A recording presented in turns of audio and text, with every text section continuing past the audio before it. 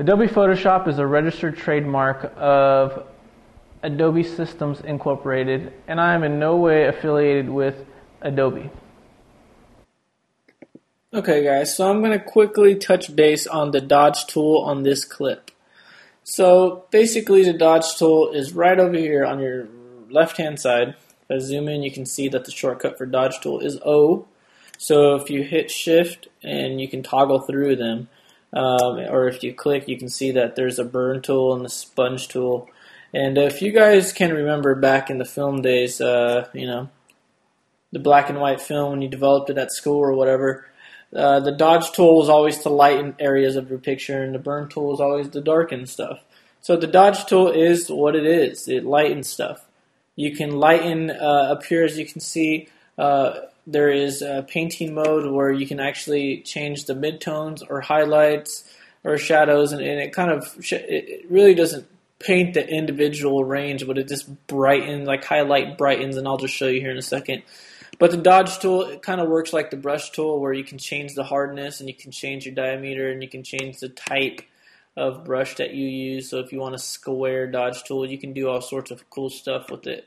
And also there's an exposure setting. So if you want your dodge to be a lot lighter, you're going to set that up a lot higher. And there's also the pin pressure little option there. So if you want to actually bleed your dodge, you can do that. But today we're going to start with the shadows area, and I'm just going to dodge just a little bit of this arm and just show you what it does. It kind of just lightens it and kind of makes it weird looking.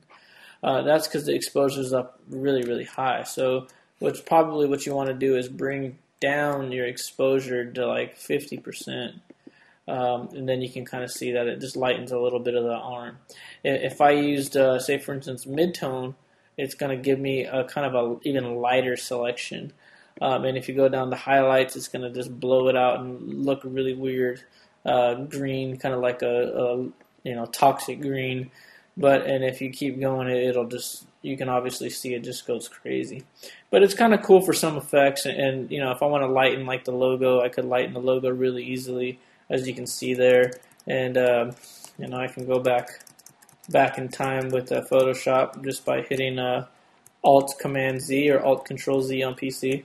Or if you want to come over here and just click right there, you can get to the beginning. But say for instance I wanted to make this logo a lot brighter, I can just click on it with the dodge tool.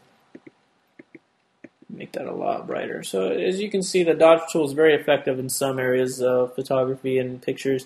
And on the next clip, I'll actually just show you guys a little bit about the burn tool. Thanks for listening.